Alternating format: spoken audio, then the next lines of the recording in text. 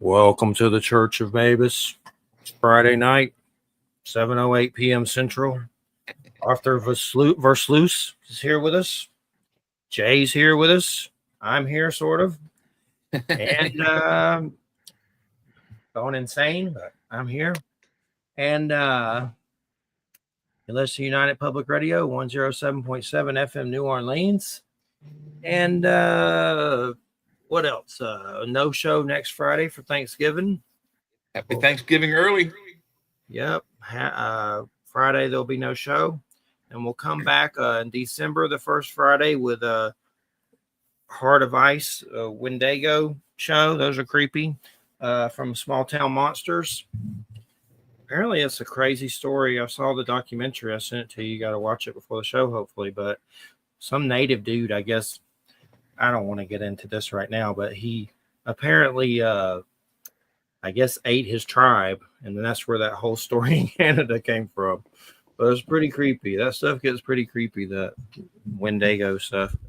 But the Small Town Monsters, they're coming back on. Jason Hewlett. And who else is coming up? Let me look real quick for December. And then was Jason Hewlett, was he in Stargate? Was he one of those guys in Stargate Atlantis? No, he did that show on Ogopogo. The Maxim Furrick is coming. That's the Smirling Haunting with the Warrens. And then Leanna Renee Hyber. That's American Gothic, a ghost book. I believe it's from Penguin Books. And then we take 2 weeks and come back January 9th with Mark Heller. Then I got Johan, our friend Johan, the guitar dude, coming on. Oh, cool. Just trying to get some of our friends of the show on for January to start back up, But Arthur, it's great to have you here. Alchemical Lightwork, a guide to creating cultures of light. And it's interesting. Hermes is a big influence. And I've been reading the book and really enjoying it. And I'm familiar with the Emerald Tablets. But what can you tell us about Hermes, Trismegistus? Did I say that right? Probably not. But I've heard of him. I definitely know of him. Yeah, well, the alchemical tradition starts so far back that it's historically unchartable, but its origin in the Greco-Roman tradition is in Hermes, and Hermes, Mercury, is the revealer, and the revealer figure also in the alchemical text that goes back to the period of late antiquity, back in around and before the time of Christ. Emerald Tablet deals with there's a whole variety of different versions, but it and a number of different alchemical texts and traditions tie back to Hermes, and it is a text that's revealed by Hermes. So Hermes, the thrice great, so Trismegistus is thrice great. Is how it translates, and that means in the three different worlds: the physical world, the astral, and the transcendent, all different realms. So that's the origin of alchemy, actually, is through Hermes. So you nailed it. You're muted, dude. Edgar was making noises, my dog, so I muted it and forgot. What around what time period was Hermes? What was the year that he was around? Well, Hermes as a god existed in the pagan tradition back in the period of antiquity. So from the origins are lost to us, but you could say certainly 5,000 BC, 4,000 forward to probably a couple hundred, 300 or 400, when you have the transition from paganism to Christianity. So that period is when the god Hermes was around. Is he considered a trickster? Why does that come up in my mind with Hemala? Is he considered like a trickster? Well, that element is there.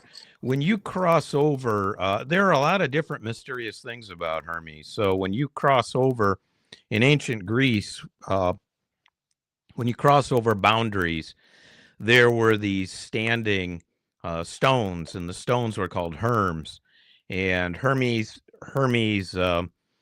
ties in also with the god of boundaries and the barriers between different realms. All these things are kind of interconnected in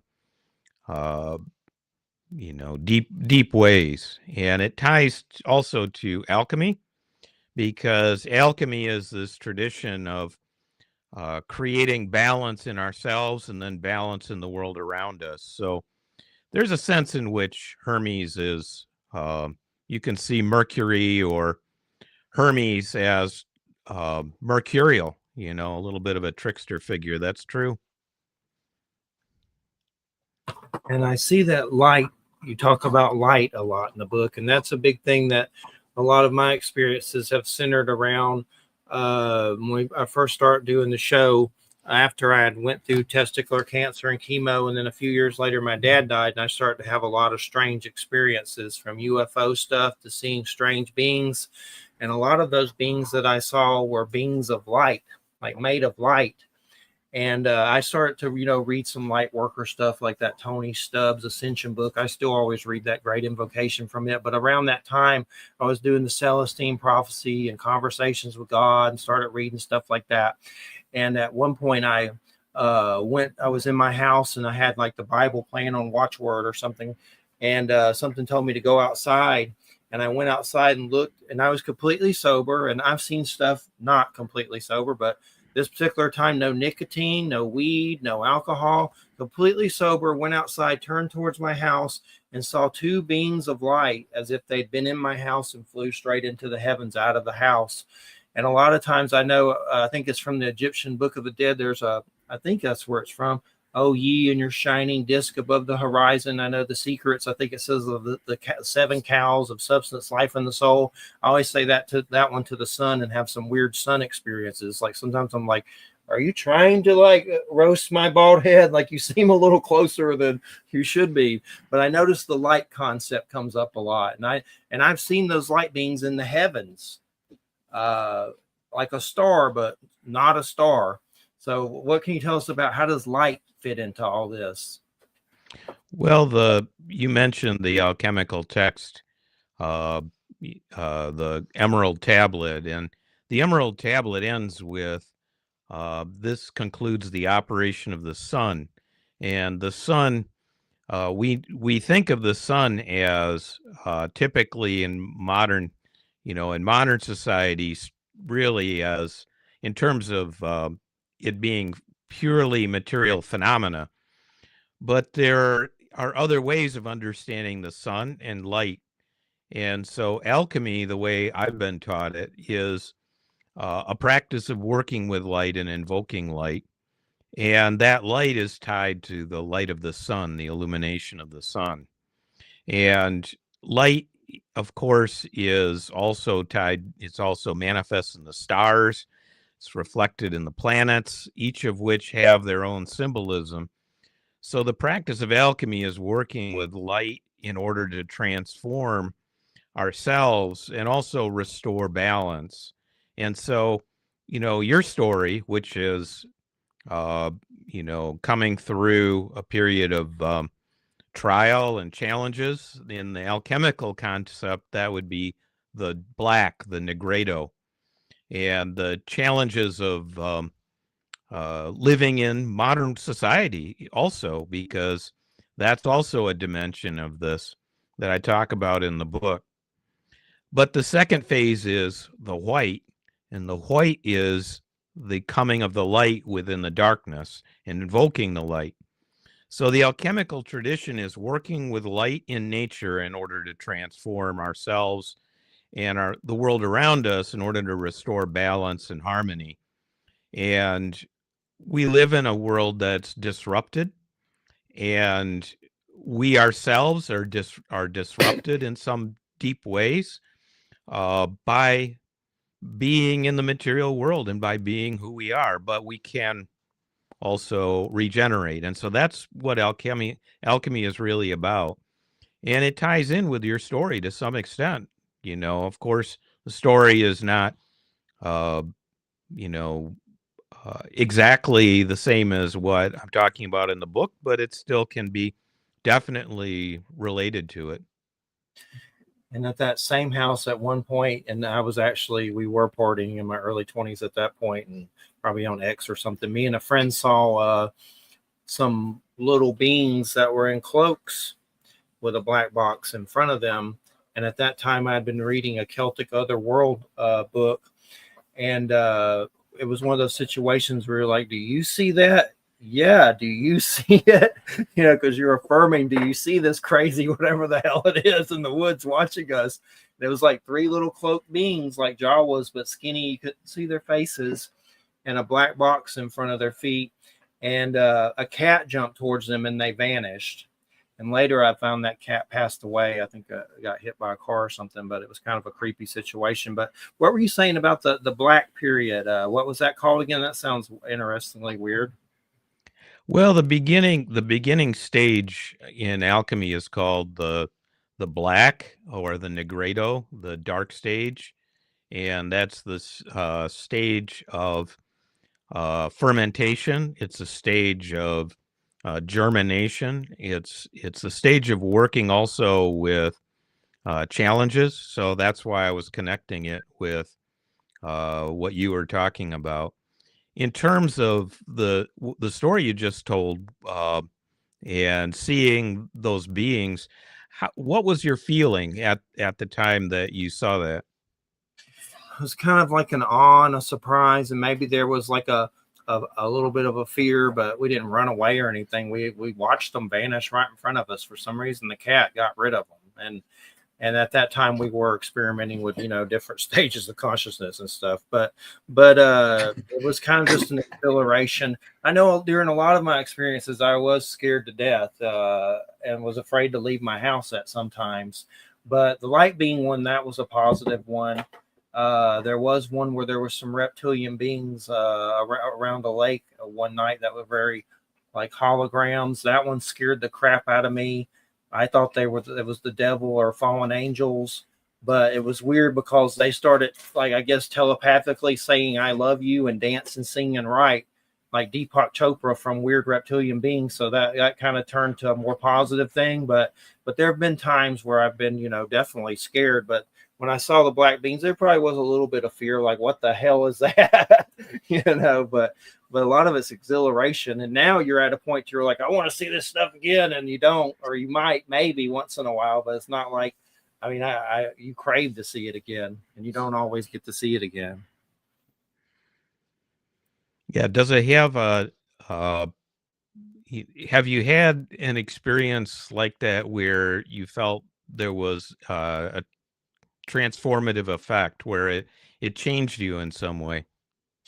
Definitely. And during that time in Georgia, it was around Hampton Motor Speedway, and there was a lot of UFOs with witnesses, and at one point even some government type vehicles came out to investigate, and a dude in a cockpit silent helicopter waved at me kind of mockingly, and it shot off like they were coming out to see what was going on with the UFOs, but they never came to me face to face or anything like that. But there was one experience, and there was some psychedelics at this particular time. I had said something like, "This is Eden," because I had heard like bugs and nature, and it felt like a rebirth type situation. I literally thought of the Garden of Eden, and it was early in the morning with the sun coming up, and I go, "This is Eden." And I was probably blasting the doors or something, but it was funny because a few months later, some construction crew built a neighborhood down the street called Eden Wild. So that was kind of like, did I do that? But yeah, so there was some heavenly experiences with it. But once you got to overcome the fear a lot of times. I think I've had some PTSD and stuff like that from some of the UFO stuff I've had. I've seen them directly over me. And I don't know if I've been taken or anything, but they've been over me with witnesses to where it seems like they're there for you. And I don't know if that's the case, but some people want me to be hypnotized. I'm hesitant because I'd want find someone you really trust to do that because it's kind of creepy. But there's definitely been some stuff that's fear induced from a lot of this stuff, and I don't really have it as much as I used to. I mean, sometimes when you go outside late at night, it might pop up when you're out there by yourself. You're like, oh, I'm going in. I feel creepy. There's something feels creepy out here, but yeah, there is definitely a range of emotions. But the Eden thing comes to mind when you ask that for sure. Yeah, that's interesting. Here we live out in the country, and so we go out and we'll look for the northern lights, especially. If they don't always show, they're not around a lot, but there's something a little mysterious about the northern lights, and there's a whole mythology about the northern lights. There are mythological kind of tales about what they mean, and there's something unearthly about them. But in going out, uh, we've never had any kind of experience like you're talking about in terms of UFOs or those kinds of light experiences. Do you think if you've had those experiences, that you have more of them, that you have like an inclination that it manifests more because you're doing it, because you've had that experience? Yeah, I think we've had shows on like trauma and stuff, how that can bring on a lot of these events. And I had went through testicular cancer and actually lost one, so that's definitely traumatic for sure. And I think that somehow fits into it on some level. Like I think a trauma opens up the doors on some level, but it's definitely been. It's like there's two. That's like there's two movies. I think the one is Michael with can't remember the actual name, but and then also the Stephen King novel, which was done as a movie and a TV show, where both lead characters have a brain injury, and it gives them tremendous powers, or almost like godlike abilities. Like Michael, he's like solving people's problems. He solves like involved very advanced calculus program or calculus problems in his head without paper, that kind of thing. You talking about the one with the Loki guy in it, Tom Hiddleston? Did you see that one recently? That was a weird one. No, the one is Michael. They call it's the guy's name. It's John Travolta, and he plays. Oh yeah, you're talking about like Michael, like Archangel Michael, but he has like a brain trauma that gives him these extraordinary. And then the Stephen King novel, I forget the name of it, but it was a movie with Christopher Walken, and it's a TV show with Rusty from Dead Zone. Dead Zone. That's the one. Yeah. So again, that character has a brain trauma, and then is given like the extrasensory perception. Christopher Walken. Okay. Yeah, it's Christopher Walken, and then the guy Anthony Michael Hall, who played Rusty in the first Vacation movie. I'll tell you a good movie that's kind of what we're talking about. It's called Midnight Special, and it has Michael Shannon in it, and there's a little boy who can see into other realms, and it turns out there's like a whole interdimensional advanced society interwrapped around our world of like weird light beings that live in their world. It's pretty weird. It's called Midnight Special. That's a good one. But I'm kind of curious, Arthur, what started you on this whole journey? What was kind of the catalyst of all your spiritual journeys of all this? What started it? Well, what started this series of books, and there's actually several. I'm working on another one as well. What started it was years ago, I was invited out to Minneapolis to give a talk. And so I gave a talk out there, and I gave another talk at a bookstore. And at the end of the talk, this guy came up, and he had this box. And he said, we should really talk, because I had been talking about Christian mysticism, and I had published a couple of books in that area. And so we became friends over many years. And eventually we started to do books together. He's a practitioner of this particular form of alchemy that is in this book. And the book is really fundamentally dedicated to him. We did another book together several years ago called Conversations in Apocalyptic Times, which is really a book of conversations, and it's kind of a introduction to spirituality. We then did this book that I'm working on editing right now, which goes into a lot of practical detail in terms of alchemy and alchemical practice, which he and his wife have been working together doing for many, many years. And that's what he teaches, and that's what I use in this book, drawn in this book. And then we're doing a book together which goes much more deeply into the practices. And then there's more that I can say about that, but this particular book that just came out called Alchemical Lightwork also has some courses that are tied to it. So there's a course with a name, Alchemical Lightwork, which it has some practical dimensions, and that's on Hyros Institute, which is Hyros.institute, which is a website with some online resources for people, including some things that might interest you. We did a conversation with a couple of shamans, including a Russian shaman. So I've been working with him for many years now, actually decades. And that's really the origin of this book, is writing something for the general reader that's an introduction to something that most people would have never heard of otherwise. And providing an introduction in clear language, and then we'll go more deeply into it in a couple of books forthcoming, including one on alchemical relationships, actually. Cool. We'll have to keep an eye out for that one for sure. And so what was your extent of light work? As far as I know, you used the term in the book, but I think there's a lot of truth to a lot of that stuff, but I try to be careful because I know sometimes people can get a little too kooky with the light worker stuff, like exopolitics. I don't want to get into all that, but sometimes they get a little too crazy with the alien stuff and all that. But what's your term of light worker? You seem more grounded with that kind of stuff. I don't see you getting too kooky. You seem like you're really kind of earthly and grounded. But what's your definition of light work, and how does that apply? Well, I come from a farming family and live on a farm, so grounded, I suppose, makes sense, right? We garden and grow fruit and vegetables and so on, and my family's been doing that for a long time, century and a half.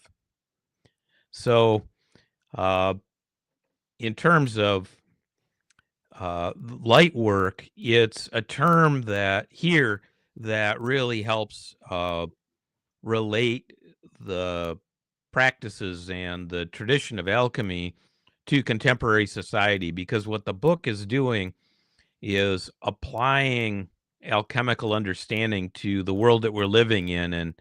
And so I discuss in the book things like social media and the challenges that social media creates, principally anger, actually. Social media can be like an engine to create anger. And how do you overcome that? Well, nobody really teaches these kinds of things as part of the Western tradition. When I grew up and went to church as a boy, and went to church, there was one minister who mentioned mysticism and spirituality, and they almost fired him on the spot. So that that kind of idea of inner life is not very widespread in contemporary society. So on the one hand, we have engines that create anger, and on the other hand, we don't have means of deeper life very much. And so that's why I wanted to show that these things exist in the Western tradition, that there is a tradition of inner work in the West. Of course, there's also Buddhism and Buddhist tradition, and that does exist in the U.S. but and in Europe, in the Western world. But it's also there are also Western traditions, and so that's really part of what this book is about, is putting alchemical understanding in contemporary terms, and light work and working with light is part of that, because it's intrinsic to the whole nature of alchemy. Alchemy is really, if you look closely at it, it is all about light and illumination, and mysticism also is about that. So that's really part of what I was about with this book, and why we brought it out as we did. And if you had some interesting, like, spiritual experiences that you'd like to share, I mean, with some of that alchemical stuff, or what are some experiences that you've had? Well, one experience I had, actually, I mentioned in the book, and that is, I had a dream, and in the dream, I was handed an alchemical book, and it was uh, unlike any book I've ever seen, probably like anyone has ever seen, because it had this kind of band, this kind of a lock on it, or a closure, and then it had all these alchemical images on the cover. So like symbols, it was covered with symbols, and I was given it for safekeeping in order to pass it on to the future. And so I mentioned this dream to this friend of mine, and that I've been working with, and he said that dream makes perfect sense. And so that dream is part of what this book is about. It's a manifestation of that idea that you can carry something on into the future, and that you can contribute to its continuity. So that's one experience I had that I mentioned in the book. Uh, other experiences, really fundamentally, this tradition is about working with light in order to uh, have a more stable, balanced, harmonious life. So uh, the kinds of, like, um, experiences that you're talking about, where there's external light, and I'm interested in those, actually. I think that's why I was asking about why, what your experience was when you saw this or that, or you had this or that kind of external experience. In this case, when you turn your attention inward and you're invoking light, you're also recognizing that there's stuff inside that you're illuminating, and maybe some of it is dark or difficult. And it's by illuminating it, it also allows it to dissipate and lose energy. So it's a different, so negative energy can be overcome. And so that's what this practice really is about. So it's kind of different than what you're talking about in terms of external experiences of illumination. But these could be related. I don't know. What do you think? Do you think there's a what kind of uh, how would you regard the kinds of experiences of light that you've had in terms of what I'm talking about? Do you feel like there's a sense that you, by going through trauma and coming out the other side, you feel more grounded, and the world is more stable when you've had these kind of experiences, or not? Yeah, I mean, that can be off and on. You can feel like that sometimes, and then some days, of course, you don't. But I definitely think they were transformative, and a lot of them I saw, and there was a lot of wonder and awe, but it was kind of mixed with an exhilaration and fear at the same time. And a lot of those experiences I call my Goldie Oldies. I mean, I have some now, but they don't seem as big as that. Like, I mean, a lot of times I'll still see UFOs outside, but never to where I'm like, is this Joker here for me? It's right over the house. But a lot of it's definitely like I'm getting goosebumps talking about it. And I do a lot of times when I talk about those light beings, and that may have been deceased loved ones or could have been angels. I don't know what it was, but I know we've had Itzhak Berry on before. I believe. Oh, stop it. That's Edgar, the I angry mean, puppy. that's Harley the brat. But But anyway, Harley, a medicine man, it's Zach Berry. He's from Inner Traditions. He said that the dead can travel in spears of light. So that's pretty Yeah. interesting. And I've had medicine men and shaman kind of tie in. That's what we are as beings of light. Don Oscar, he's goes to Peru and like they do. I don't know if they do ayahuasca. I'm sure they have. But anyway, they say they have weird festivals and watch these beings of light in the sky fly around, and he has videos of it and stuff. So there's something to that. And of course, nothing's absolute, but I kind of think that has something to do with us, our souls, maybe are those beings of light. And maybe when we die, we become that's like our butterfly or something. Like I know beings of lights in Christianity and a bunch of different stuff, even probably Buddhism and stuff. We've heard about the Buddhist monks that their bodies, they leave their bodies behind. The bodies keep like growing and stuff, and they've reached stages of light. So there's definitely something to the beings of light in us. I don't know if we all turn into beings of light because, I mean, if you look at ghosts, all this weird ghost paranormal stuff, a lot of that's really creepy. They seem more shadowy and like darkness or something, but there's something to our soul growth in the light, beings of light. And I think it's one and the same, or we are them, or there's definitely something like that. And then, of course, I always bring up Ron Howard's Cocoon 1 and 2, Opie. You know, have you ever seen those with Steve Gutenberg? yeah, the Yeah. aliens peel off the human skin and they're glowing like they're like a Siloon stick. To the beings of light. I'm getting goosebumps talking about it. So there's something to it. I don't know what, but there's something to it. Well, there are Christian traditions about this as well, and the idea that what we do in this life carries on after death. So Access in the if next, yeah.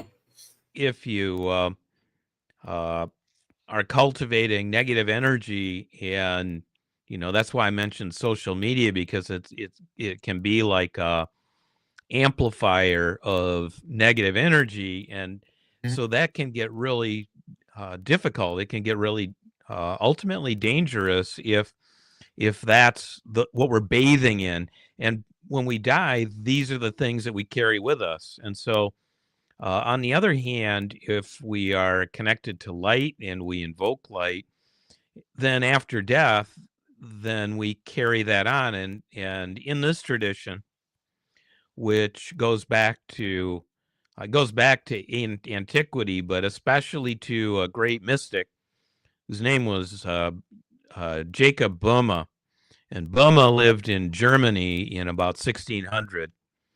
And he's the one whose work we draw on quite a bit. He's the center of the school. And in his work, one of his works, it's called Dialogues on Supersensual Life. And in this work, a disciple or a student asks the teacher, "Where do you go after death?" And the teacher says, "You don't go anywhere. You are right here. It's not that you go somewhere, it's that you manifest more clearly who you actually are." And so that's why it's so important during this life to generate good energy and kindness and love, because that's what we carry with us after death.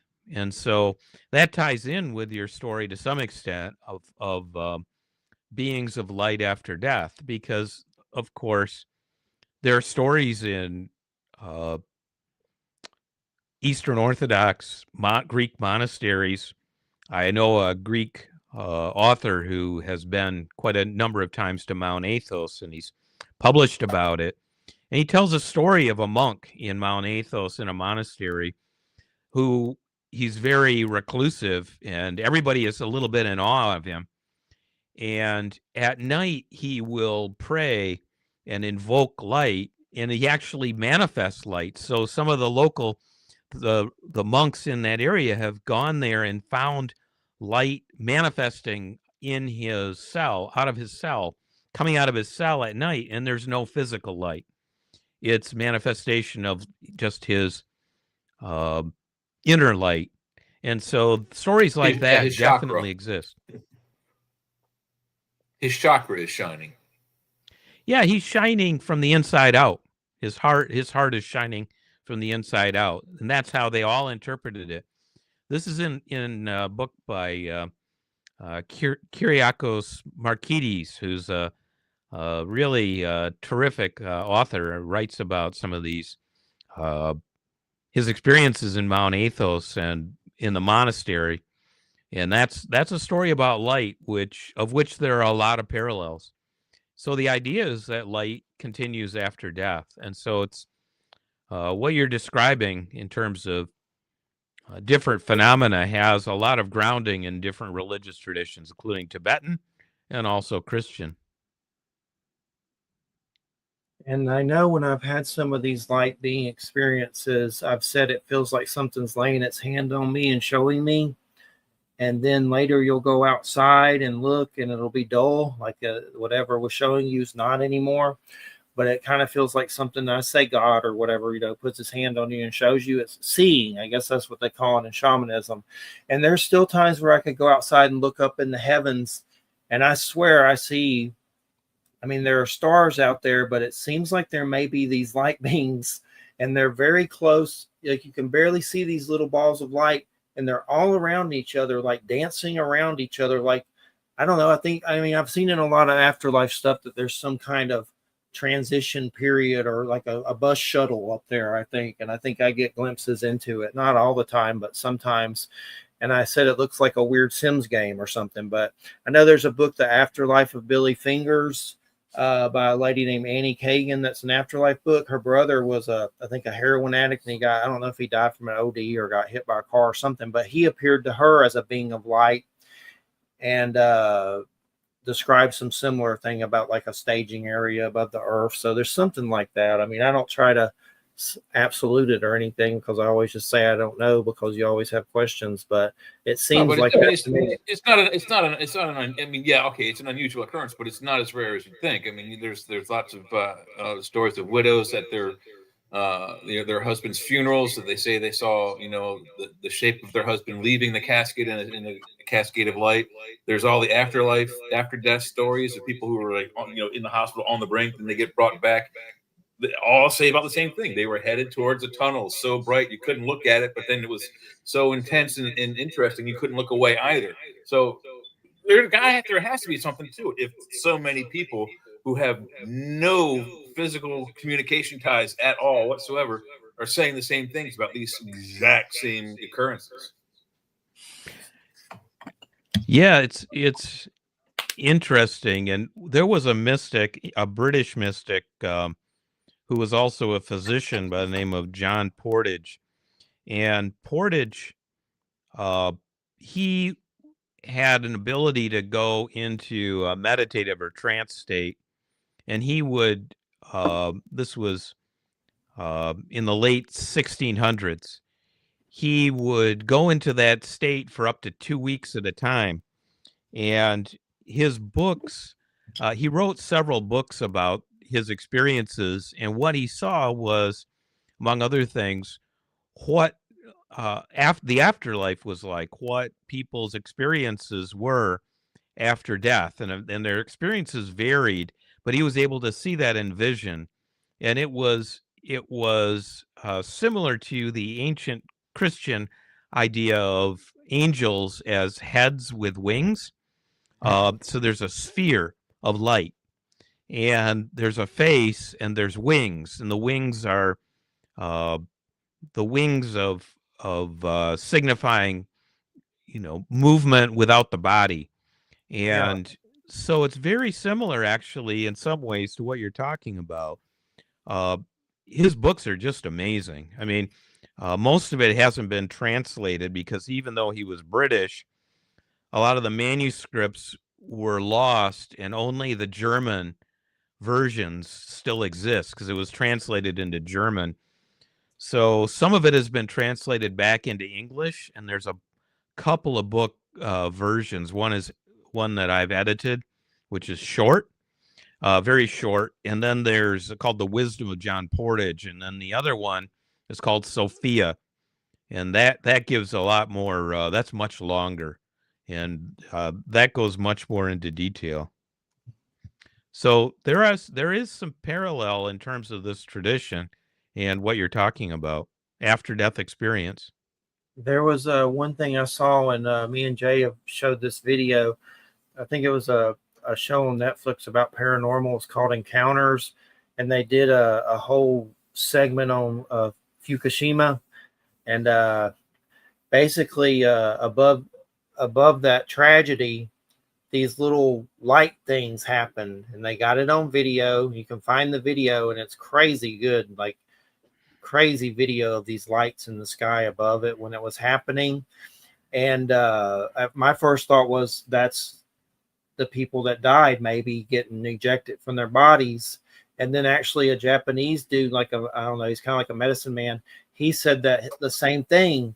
And basically that there's something in the, I guess it was Japanese, their culture or whatever, that when you die, you go onto like this chariot of light or something weird about light that carries you away.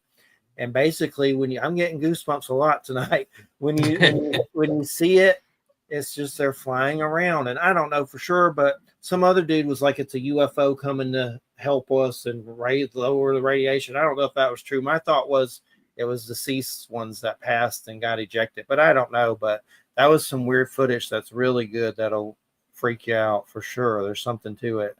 And it's on Netflix and Encounters. Well, two things that actually occurred during Fukushima was there was a 50% increase in witnesses saying what they call, what you just described, orbs, and there was a 100% increase in UFO activity. There were several silver discs spotted directly over the area within seconds of the disaster to keep occurring. So, are both of those tied in? I don't know, but I agree with Jeff. The video we saw, it's like, is it the soul leaving the body? I mean, it's intriguing evidence. And I hear echo for some reason with Jay. Yeah, I do too. But who knows? It may be just StreamYard. But definitely the Cocoon movie, that is a very strange movie. I'd have loved to ask him if he was tripping when he wrote that, if he did shrooms or something, but maybe not. But definitely, I would not be surprised. I mean, come on, he grew up in the '60s, you know.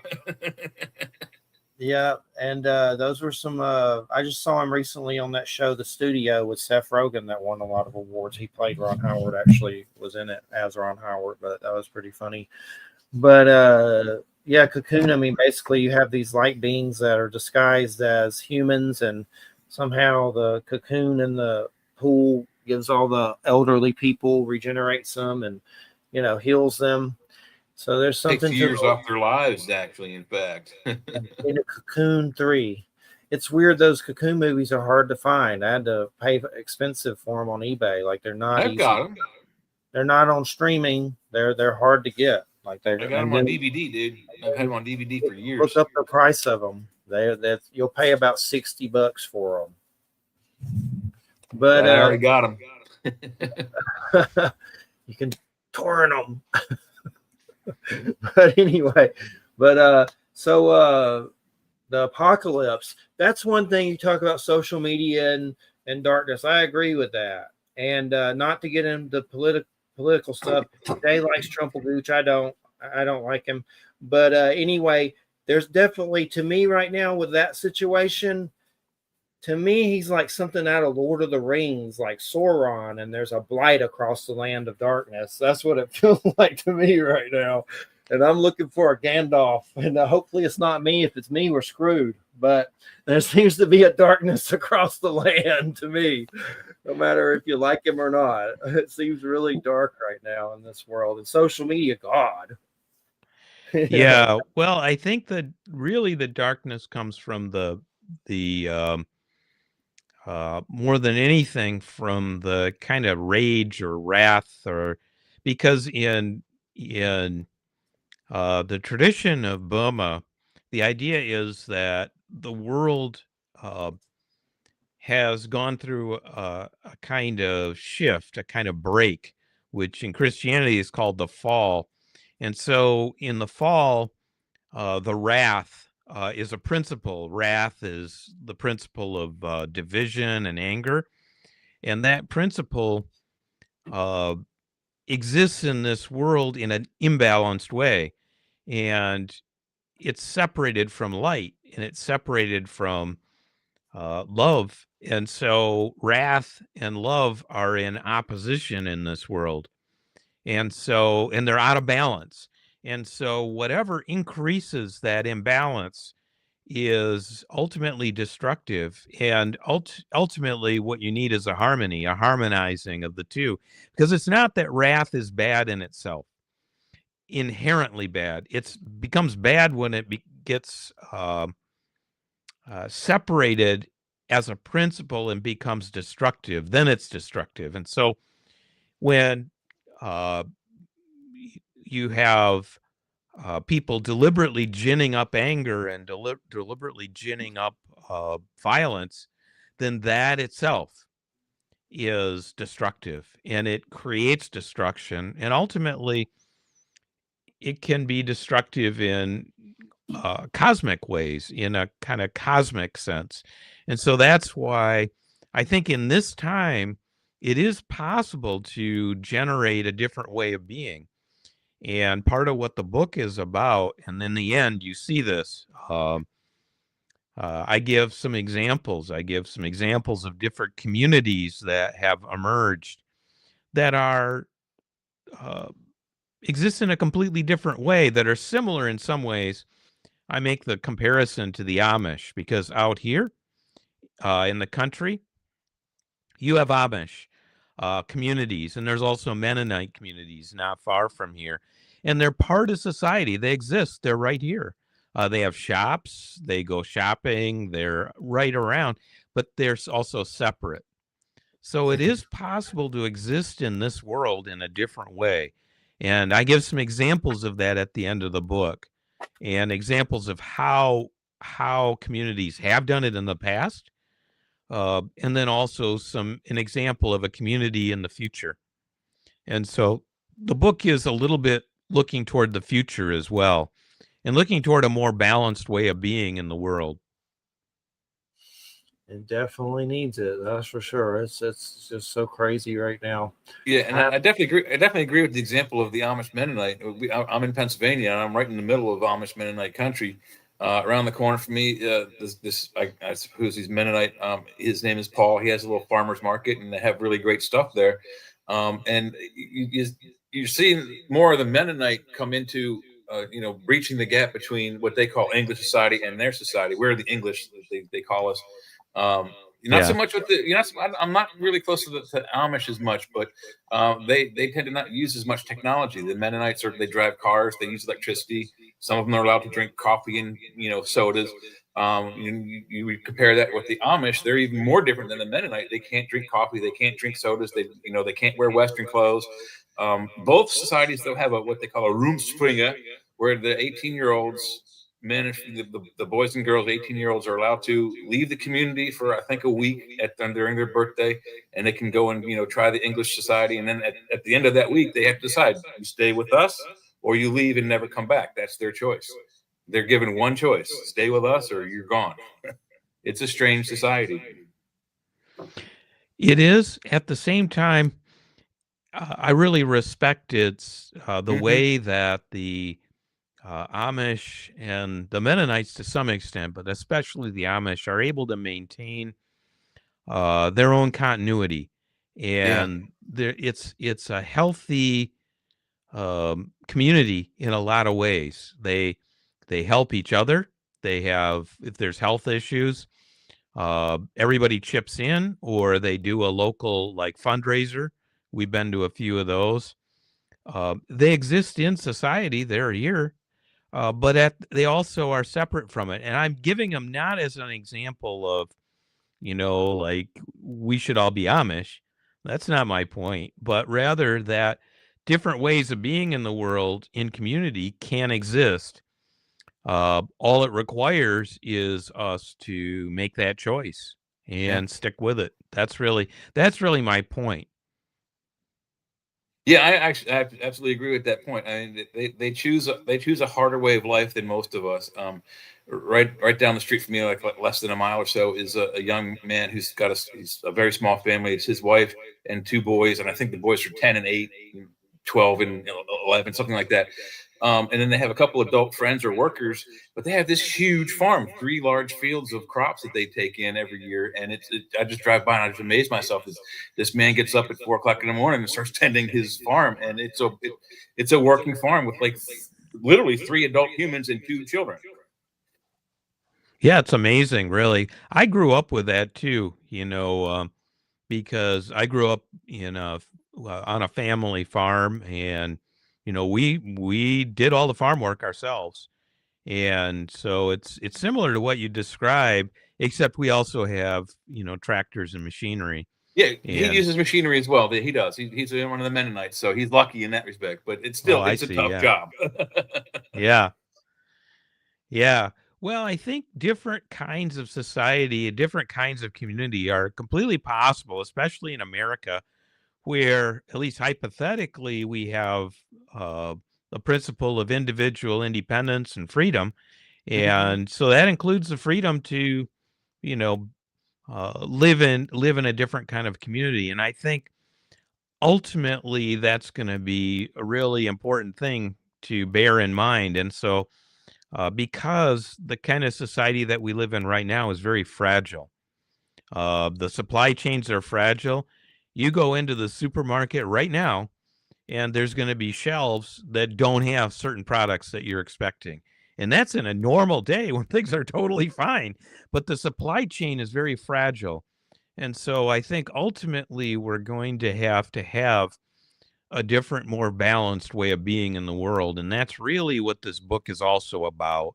It's about how we do that on an individual basis, and how we do that in couples, and how we do that in community.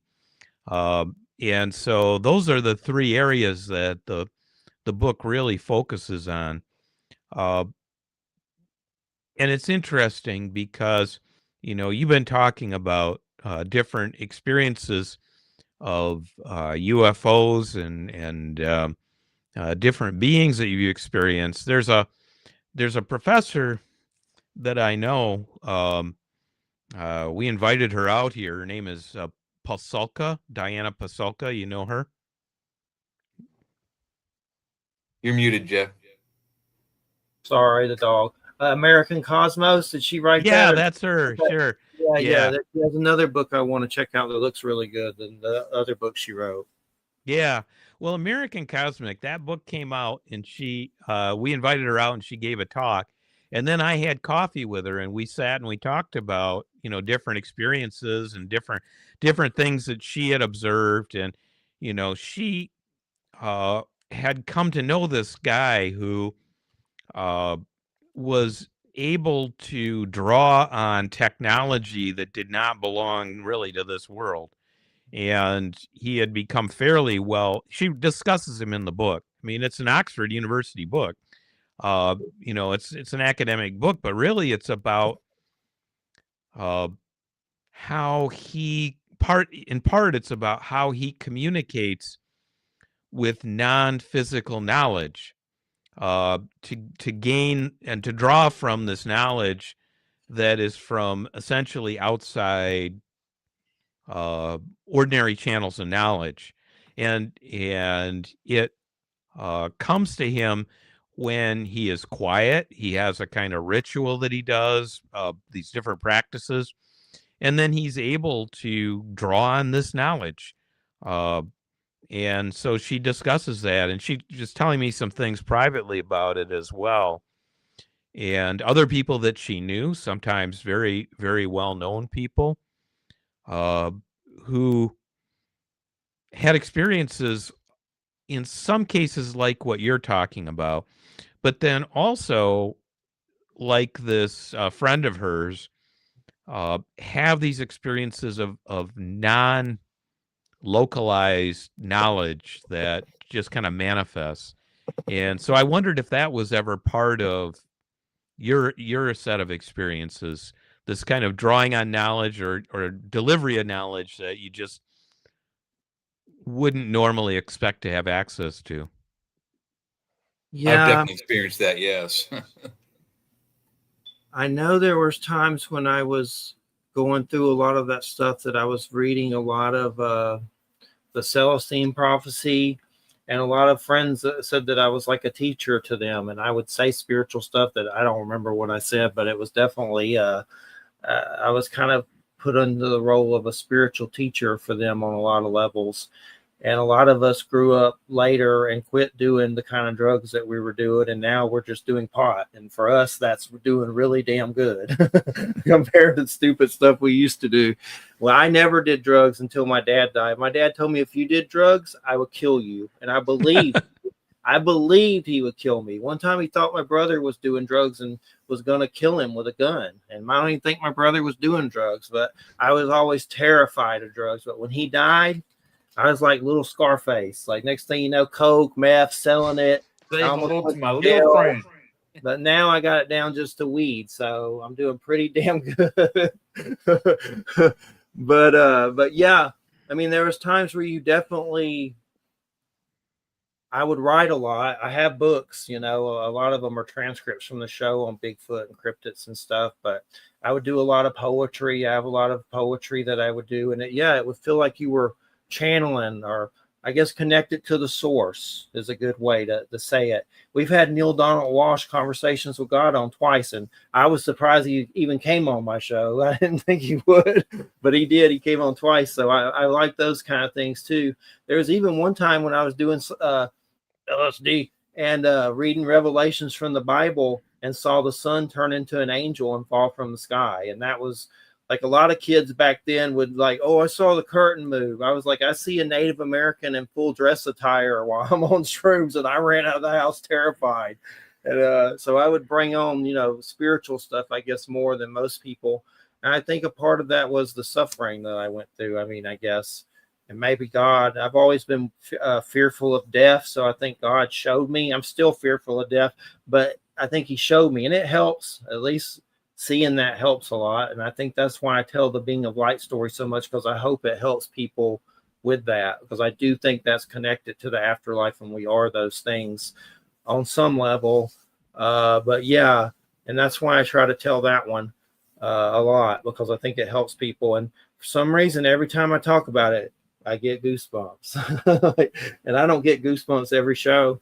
But yeah, and sometimes with the reptilian beings I saw, I'll get goosebumps. It's like if you talk about them, they probably know you're talking about them somehow. But one of the weird things with those reptilian beings that I saw, there was some encounter paranormal stories of people seeing a being that had like antennas on its head in different parts of the South, different people. And it reminded me of the being that I saw. And the being that I saw was like a humanoid, and it had long hair, almost like Medusa, but they weren't snakes, but it was almost like, I don't know if it was dreadlocks or what it was, maybe something ceremonial. And they were definitely very reptilian. And next to him was a Hydra. And I don't know if that was his friend, like his dog, or just one of them, but it was like, and I've come across ancient civilization pictures. Like there's some of like these statues that I've seen on Facebook from ancient civilizations, and it looked like a Hydra. And each civilization had some weird thing that was very Hydra-like. And another thing that reminded me of them was some Mayan oracle cards that were from a deck I have, and they have the gods, and I swear it reminds me of what they look like.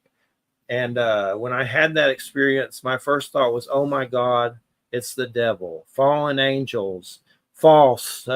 And you're already on psychedelics, so that amplifies everything. I was terrified, but then I calmed down, and they were like, I love you, and sing and dance. I was still scared, but it was like they were sending positive messages to me, which was like, and they look like monsters.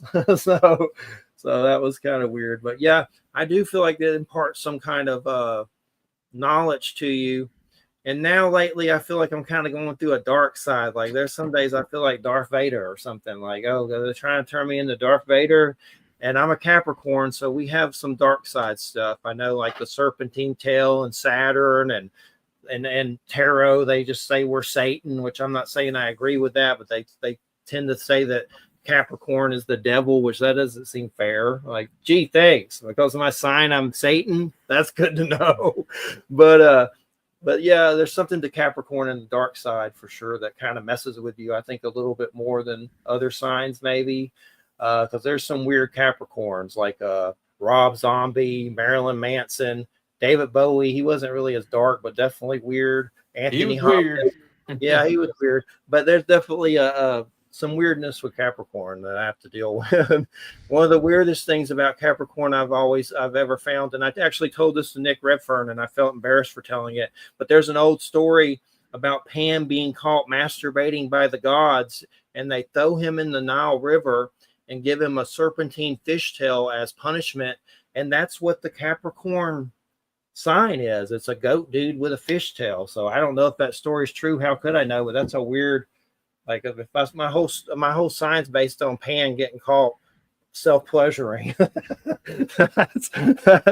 So there's definitely some Capricorn stuff. But yeah, definitely it's been a journey. We've been doing the show for 18 years, and the main reason is because of me seeing weird stuff. That's what led me here. And we started out interviewing people like Stanton Friedman, like nuclear physicists, and people I never thought would talk to me. And there are a lot of them are passed away now. Jim Mars, he did the Alien. Oh yeah. I interviewed Jim and all these people. And we had Nick Redfern was our Halloween guest for 6 years straight running until he got not feeling so well, and he's a little under the weather right now. We wish him well, but yeah, he was our number one guest for 6 years running for Halloween. He came on every year, Halloween night or nights just before it.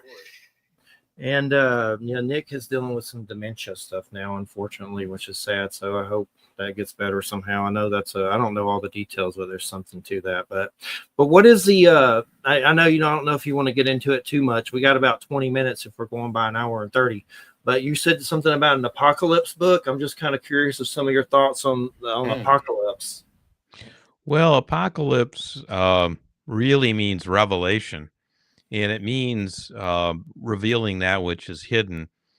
And the book Conversations in Apocalyptic Times is, it seemed like the appropriate title for our book of conversations because of the times we're living in, but also, but having a double meaning. Because usually when people think of apocalyptic, they're thinking bad. It's bad. It's like the end time, everything is destroyed. Whereas there's another meaning to it. And that meaning is the laying bare, the unveiling of what is hidden. And in some sense, what's happening now in our society is that unveiling. Because we have access to things. What's in this book has never been, there are illustrations in this book that have never been published before. And we have some more illustrations. We have other illustrations for one in particular for this forthcoming book that also has never been brought out before. This discussion of alchemy as a spiritual map, as a map for spiritual understanding, has not been revealed. It's not been put in print in this way before. So in a sense, and it's not only us, it's in what we're doing, although that's the focus of what we're talking about, but in other ways as well. There are so many hidden things that are becoming revealed now in our society, and they're made available. And that's part of what's meant by apocalyptic times. So the book is called Conversations in Apocalyptic Times, which is really what it is. It's conversations. Apocalyptic, the Alchemical Lightwork book is different. I did that one on my own, but it's still based on the two of us working together. I also did another book, which is released this fall, called Breaking Through the Materialistic Deception. And that book is, when I started writing it, people would say, oh, materialism, there's 1,000 books on materialism. There's so many. And then I figured out what you need to say in response to that. And what you can say is name one.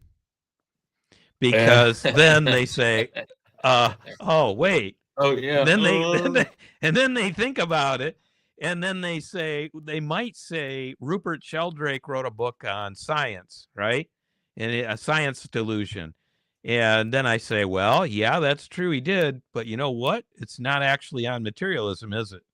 No. So what I realize is that that's the secret blindness of our era. So deep in everything is this materialistic worldview. It's totally surrounding us. It's embedded in everything we see, it's in the media, in all kinds of things.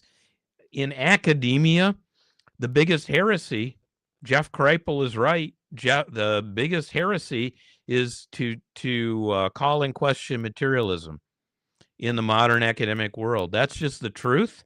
And so in this book, I go through the negative consequences of believing only the material world is real in this kind of fixed way.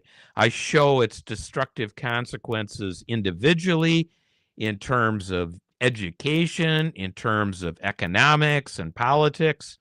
So it's very destructive. And so that book, Breaking Through the Materialistic Deception, just came out. And that's a fun book. And it covers some territory similar to Alchemical Lightwork.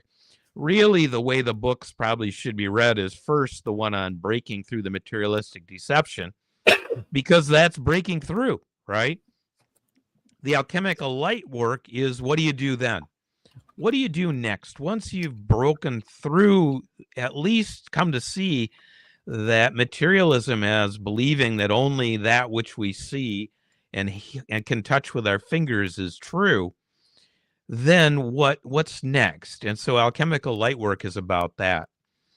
And so those two go together. And then Hyros Institute, which is a website, has this course on Alchemical Lightwork. And it also has some videos and other things, resources for people to help deepen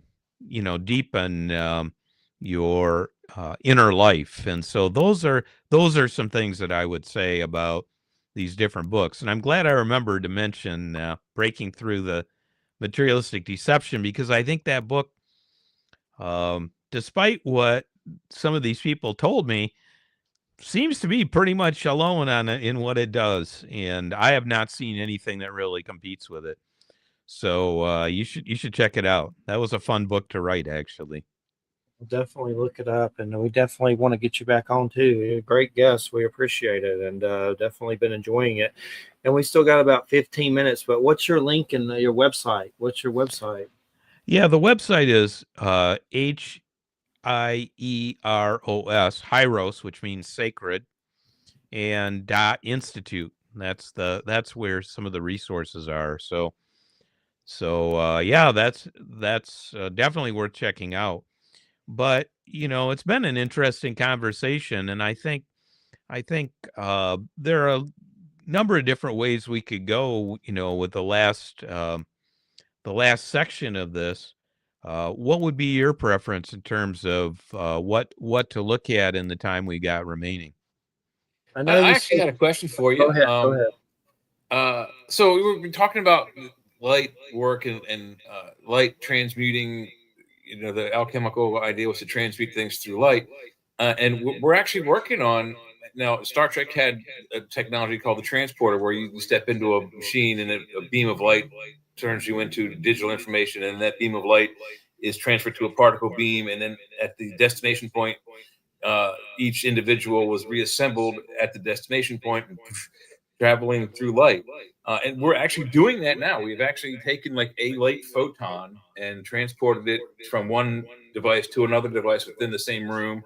And I think they've gotten it up to like 15 miles now. And for however they're able to do this, they're able to determine that it's the exact same light photon that they're moving from one area to the other. And they're moving it through light and digital information. Is this alchemy? I mean, is this part of what we're talking about?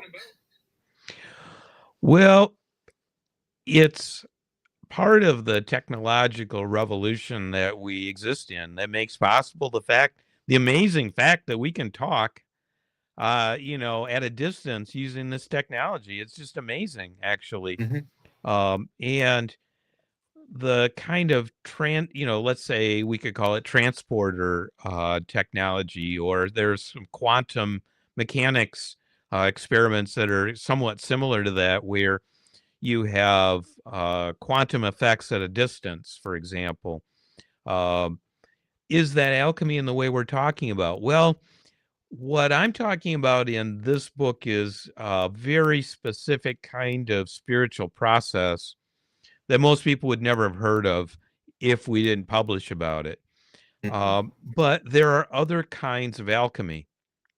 So I did an interview with a guy who, a friend of mine and I, he had met in his travels an alchemist, a practicing alchemist, and I've done some work with herbs as well. He showed a vial of medicine that he had created using herbs and created a tincture, and he held up a bottle of it.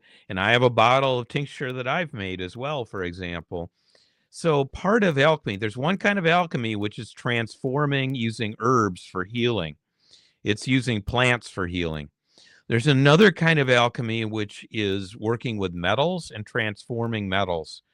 And metallurgic alchemy exists also in India, by the way, where they also can work with, for example, purifying mercury.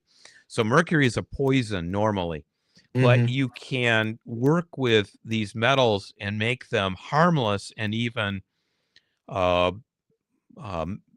healthy. So sometimes in India, you'll get these medicines and they'll have an edible metal on top of them. And the edible metal will be this like very thin layer of some kind of a purified metal, which is part of the medicine, actually. That actually exists. Then there's another kind of alchemy, which is working with the creation of what's called the Philosopher's Stone. And so there's different kinds of alchemical practice. And I've known people who have worked with herbs. There's a number of different individuals and groups with metals. And then also there's this practice of inner alchemy, which is directly related to the others, but it's not the same because it's inner alchemy, and that's what this book is really about. But can I say that that working with different substances to transform them is not alchemy? I can't say it's not, but it's definitely not the kind of alchemy that this particular tradition is focused on. I would say overall technology tends to create for example, it creates what you could call facsimile images of things. So for example, Meta and Zuckerberg want to create this, one of his big projects is virtual reality. Well, virtual reality is an image of what exists, but it's not real in itself. And so is that transformation alchemical? I don't think so. So it all depends what you're looking at. I would not say that all technology is alchemical, no. But is alchemical technology possible? Yeah. Yeah, I actually would agree with that, because it seemed like a stretch. But all the talk of light, it's like, well, what about does that fit? So it seems that maybe the transporter type of technology is perhaps inspired by alchemical devices and practices, but not necessarily an alchemical process.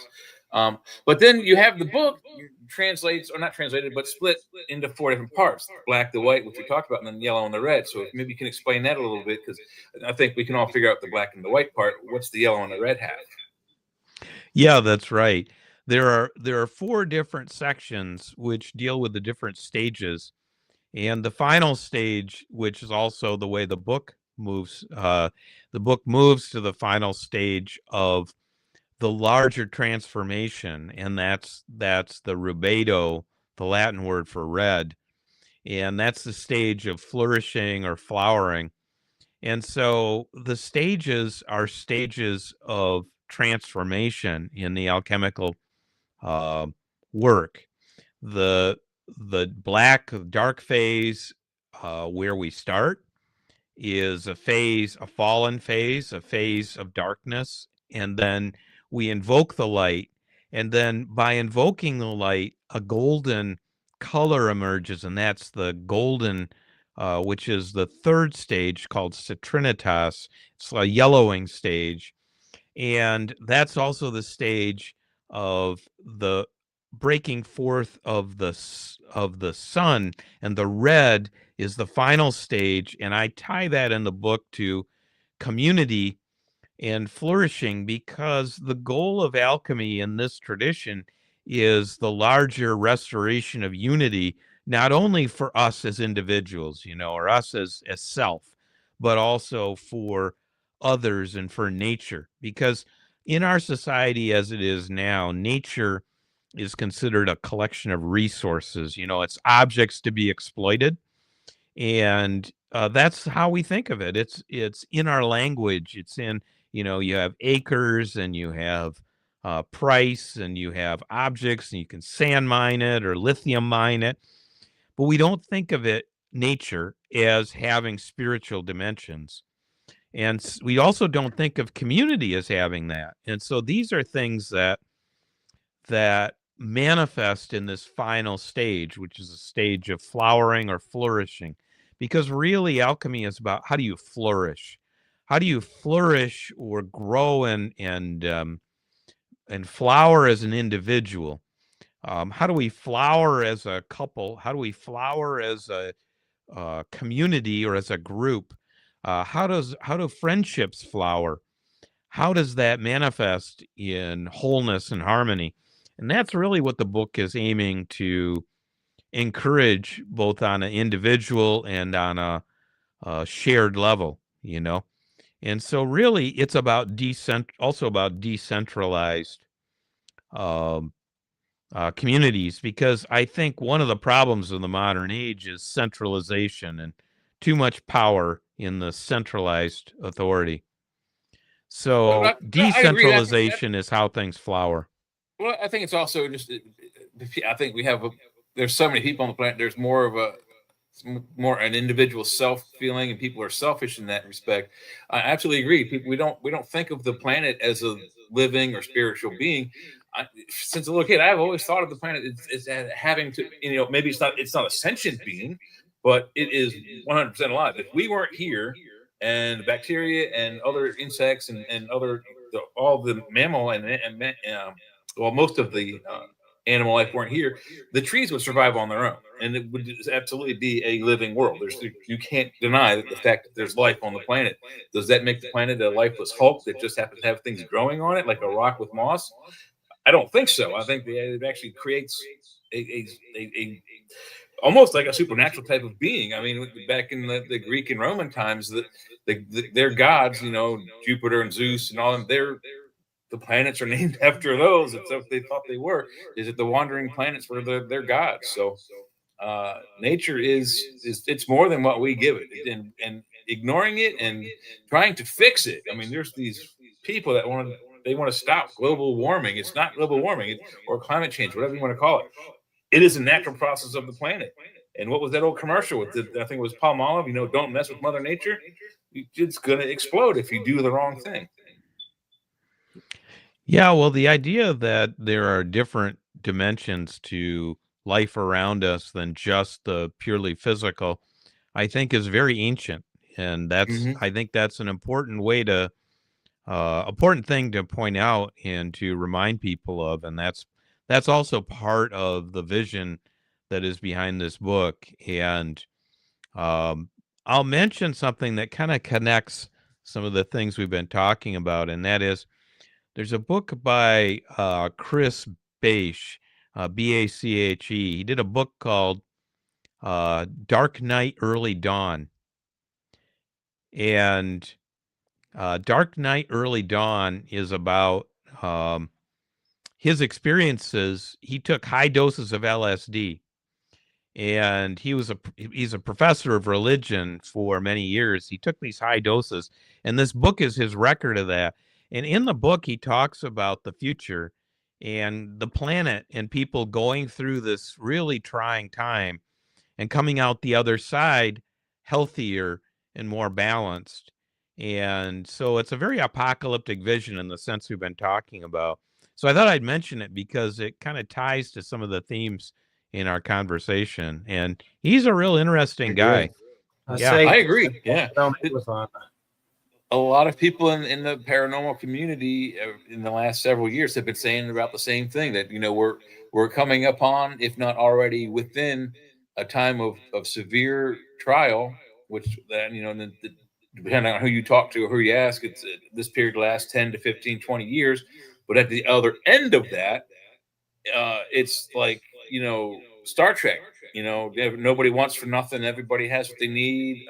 We no longer have to worry about cultural differences, imaginary geophysical lines that separate this country from that, which sounds really fantastic. And the timeline they're saying is sometime within the next 4 or 5 years.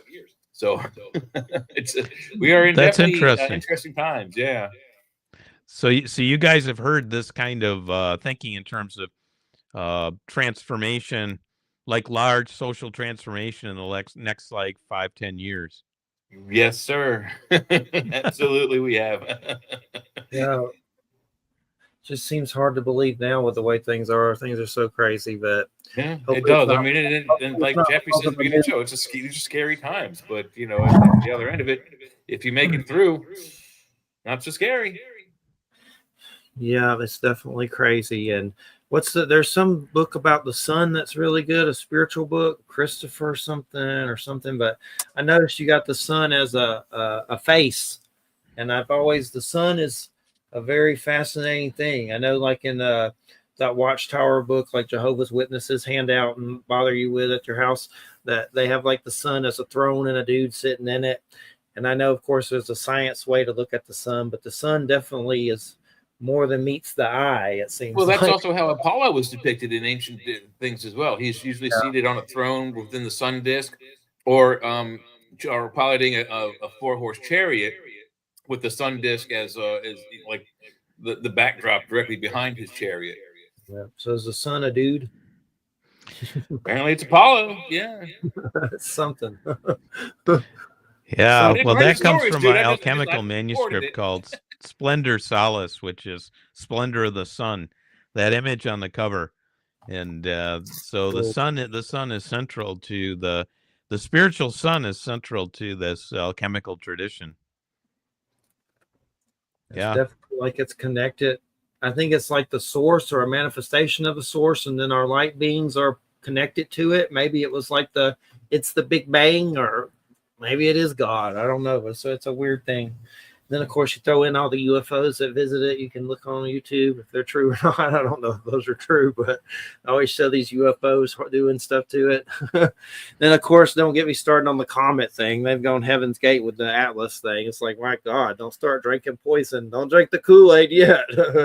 But that's a weird comet. But there's a lot of controversy that may be a little too overheated with it. But definitely fascinating, and we appreciate it so much, Arthur. And everybody check out Alchemical Lightwork, a guide to creating cultures of light. And what's the other book called again? Breaking Through the Materialistic Deception. Yeah. Very cool. Yeah. Well, it's been great having you on, and we'd love to get you on again. So keep us in the loop, and I'll keep an eye out, and we'll get you on again too. It's been great. Thank you. Yeah. Hey, thanks, thank you guys. I really enjoyed the conversation. It's excellent and interesting to hear about the kind of consensus in the paranormal community. That's really interesting. So, and that's it's good to know you're not alone. That behind the curtain, that's not Satan. We actually tried to figure out what that shadow was last week. It's a Cthulhu bank from H.P. Lovecraft on a shelf. We know that Cthulhu thing from H.P. Lovecraft. It looks like Gary Oldman from Dracula. It's a piggy bank. Yeah, it's Gary Oldman from Dracula. He's hanging out. I saw that. But I actually saw Gary Oldman wrote a weird Western book, and it's not out yet, but it's called Blood Riders, and it's about vampires in the Wild West, and it's supposed to be coming out. But he wrote it a long time ago. I've been trying to figure out when that's coming out, but that's kind of a weird one that Gary Oldman and someone else wrote. But I like Weird West. Yeah. Mix it up. Weird West, alternate West. Have a werewolf in there. Yeah. But yeah, we appreciate it. Thanks for a great show, Arthur. And I'll send you the archive, and just keep us in the loop if you need anything promoted or want to come on again, and I'll check back in with you. But thanks. Yeah, Sure. Hey, thanks, man. thank you guys. Appreciate it. Have a good Yeah, weekend. you too. Take care. Bye. All right, everybody. You listen to Church of Mabus Radio, 107.7 FM, New Orleans. I'm tired. Just feel drained lately. You're tired. I'm going to be on this network for another 5 hours, 4 hours now. You're crazy. 4.5 hours. I don't have I barely have strength to do this. Well, luckily I was off today. I got a 3-day weekend, Thursday, Friday, and Saturday. So I just don't really. Everybody considers me quiet usually, so I don't really. I mean, I talk sometimes. Sometimes people say I'm a blabbermouth and shut up, but a lot of times I'm quiet. I don't really talk that much. So, like, this is a lot for me, you know. And when I first started doing this show, everybody was like, "Well, we start doing the little chat room interviews with Stanton Friedman and stuff, and there was no talking, but everybody's like, you should do a radio show." I was like, I don't like to talk. I don't want to do a radio show. And now we can't get you to shut up. No, I'm kidding. And it's true on some level, but usually after this show, I'm like, I need to go to bed. Yeah. I'm like a grandpa. But I've been trying to do more things to have energy, but it's hard. Just everything's so weird. One of the things that's been helping me is I take four vitamin D pills every morning it's a total of 500 milligrams. And I find that I don't get as tired later in the afternoon. Certainly though, if I don't eat, but you gotta keep up your energy with snacks in between and right meals. But it seems to work.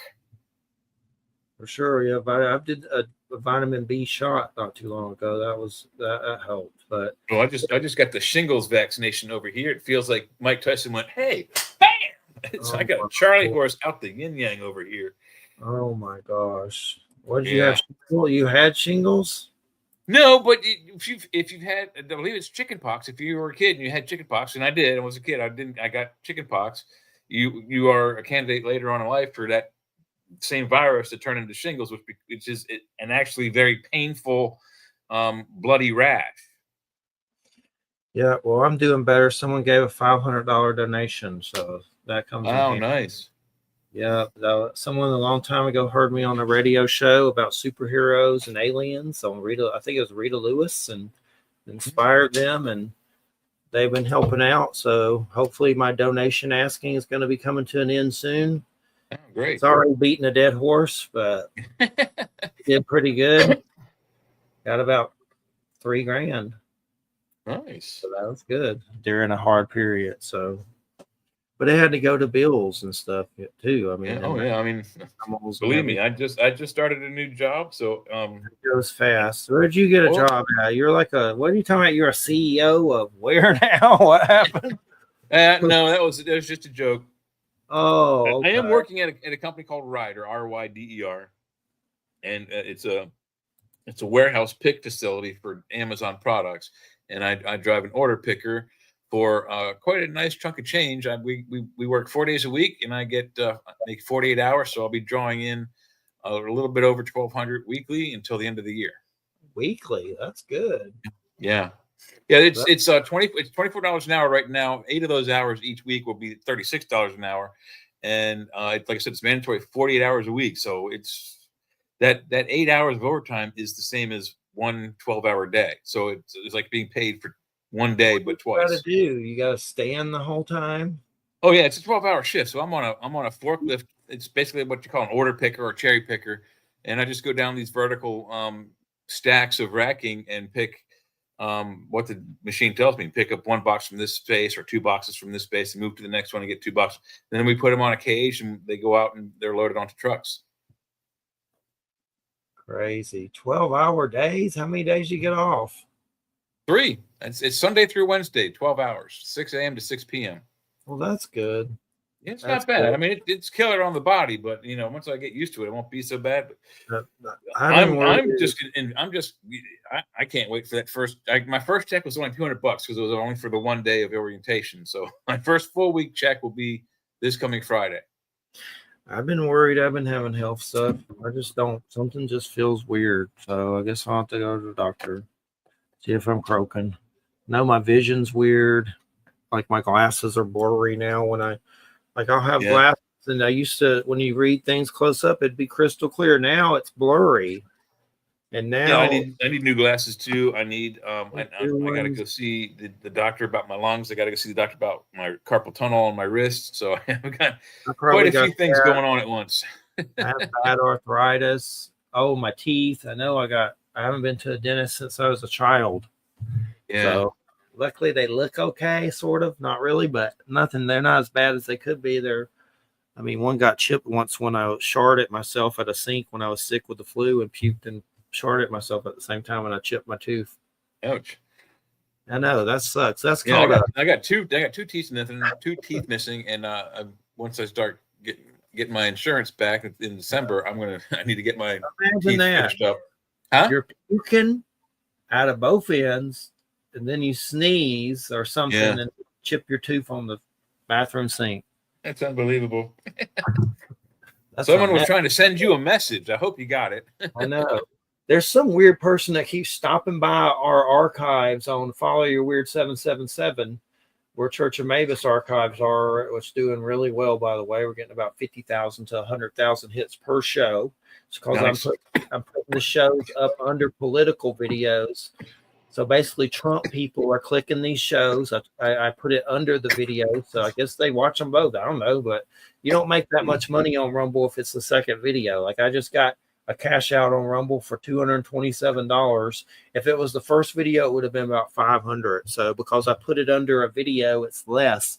Now, if I could put it under a YouTube or a BitChute video, it's more. So I'm trying to do that more. But if you put it under a Rumble video embedded, it's less.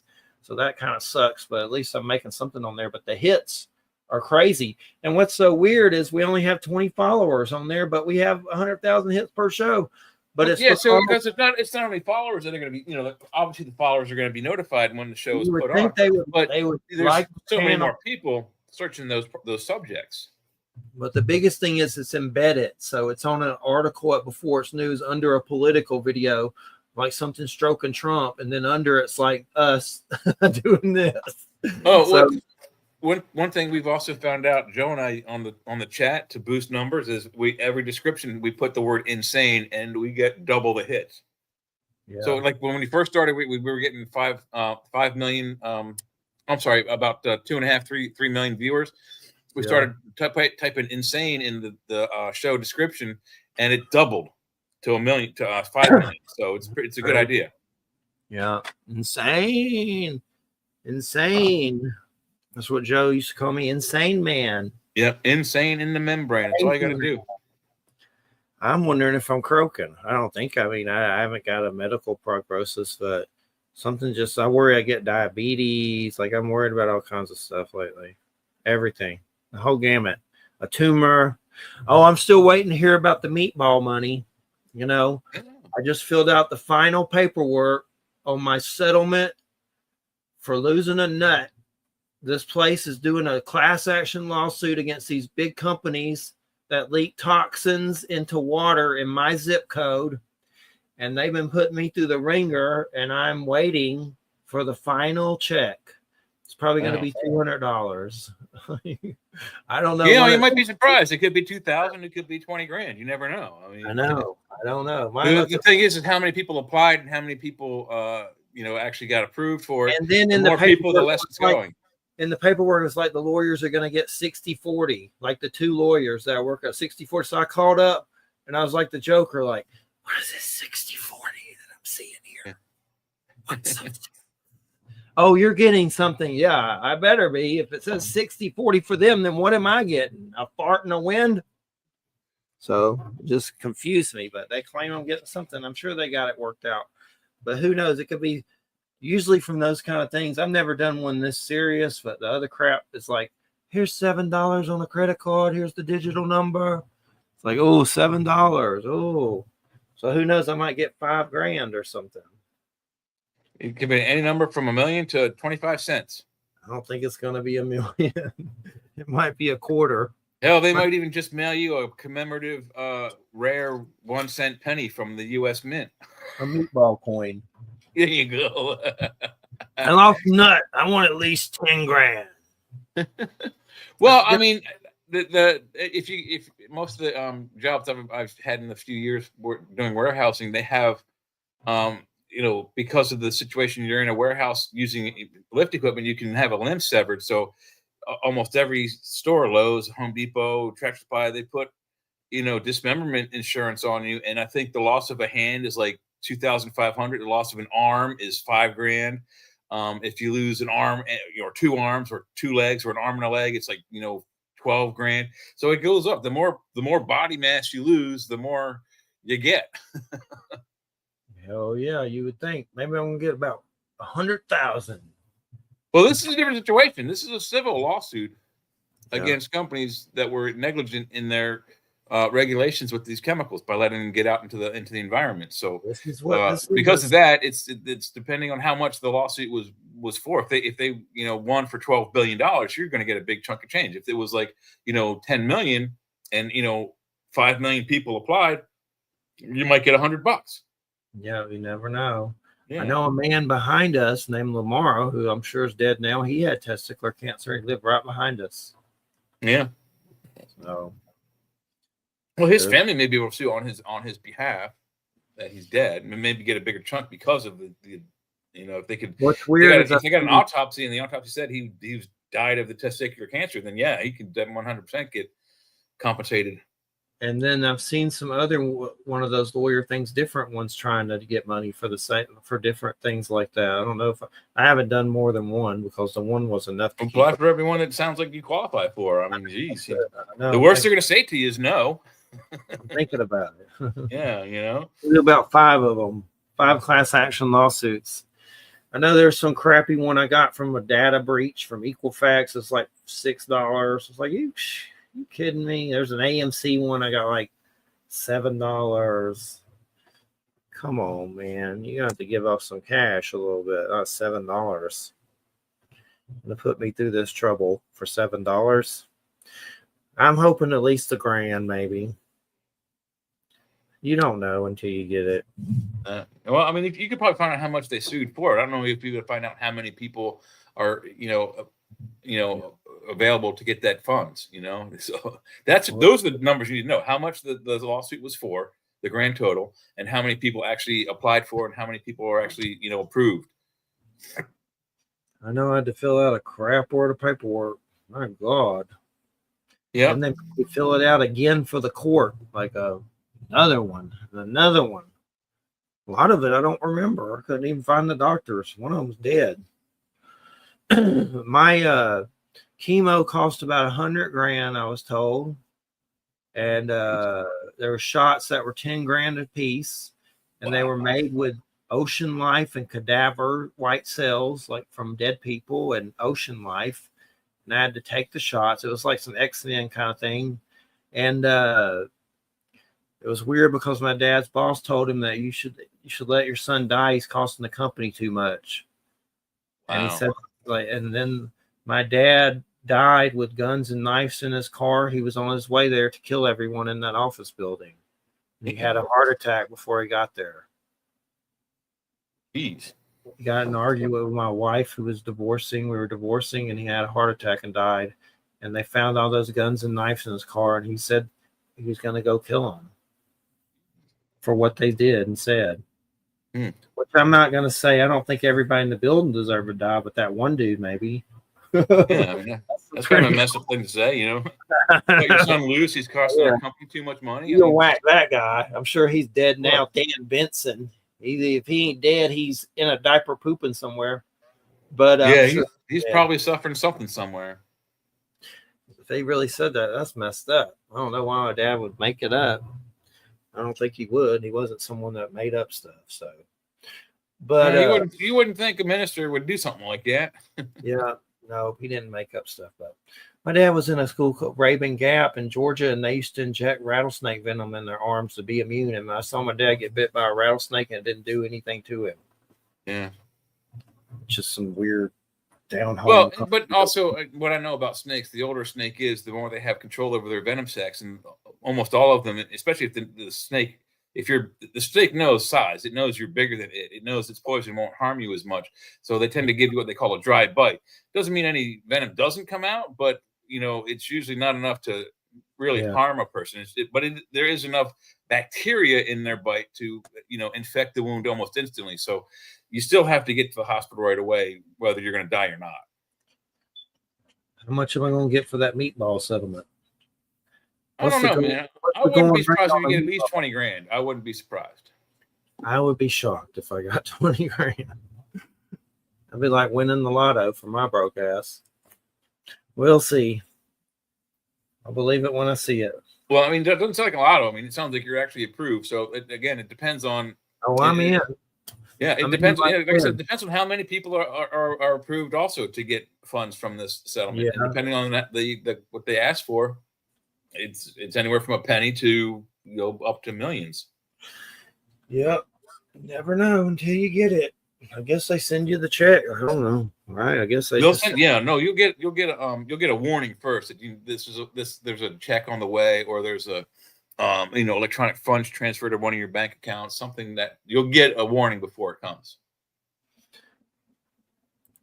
That's right. Sun Dragon representing. Yep. Hey, Kevin. Look at that little Mark Eddy. He's in there too. Yeah, Mark's been here, man. I said hi to him when he came in. I saw him. I saw little Mark Eddy. Eddie, get your dick out of the sink. You ever seen that? No.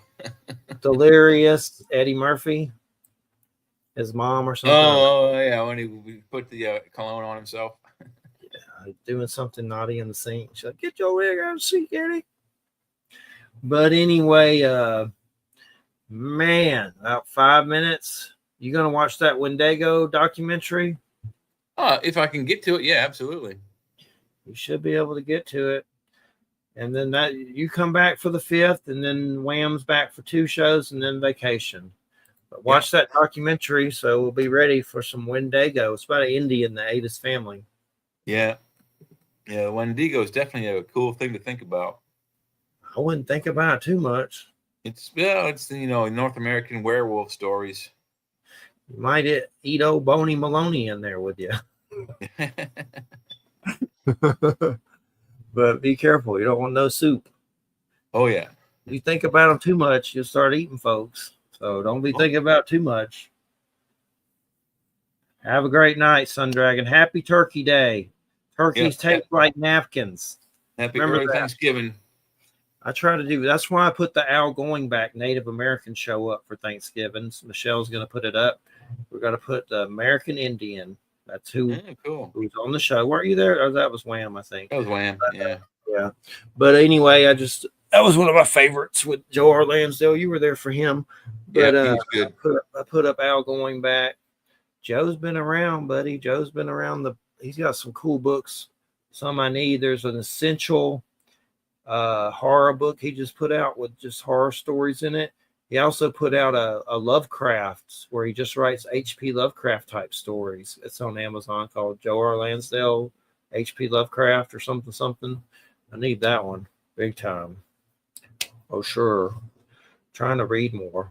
But my comics, them been cut because of money, but I'm still at least getting my G.I. Joes and Transformers. They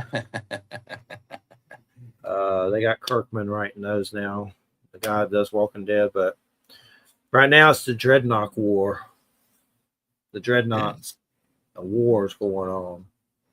A war. But what else is going on TV wise? there's the new Alien Earth, which the first few episodes I was underwhelmed. It wasn't that. It seemed so formulaic. It didn't vibe with me. And I like the rest of the Predator Alien series. I want to see Badlands. Yeah, that's a movie though, not a television show, right?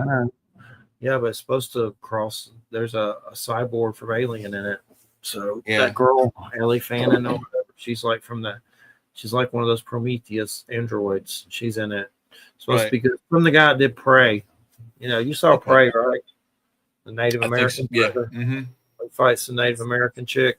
Yeah, I saw it. I haven't seen Badlands yet, but what's that new one by Battle? Something with Leonardo DiCaprio. Have that to watch somewhere. I don't know. Leonardo, it's 3 hours. It's called One Battle After Another. Huh. It's by the guy that did what was the movie? Damn it, with the oil and Daniel Day-Lewis, and I just saw it. Paul Thomas Anderson, I think he did Boogie Nights. He did he's done a bunch of stuff. He did the one with the oil and Daniel Day-Lewis. You know what I'm talking about? No, I don't know his work that well. Oh, he did There Will Be Blood. That's a good one with Daniel Day-Lewis, and it's about an oil, like a Western. Okay. Really, it's on Paramount. But it's like 2 hours and something. But One Battle After Another is like 3 hours or something. So yeah, that's long. You ever seen Boogie Nights? Oh, a long time ago, yeah. That's by that guy. What about Magnolia? Yeah. The Master with Joaquin Phoenix about Scientology. He does good movies, but the newest one's One Battle After Another. Has Leonardo DiCaprio and Benicio del Toro, so you can't go wrong with that. Oh yeah, Benicio del Toro. Did I say that right? It's like Benicio del Toro. Yep.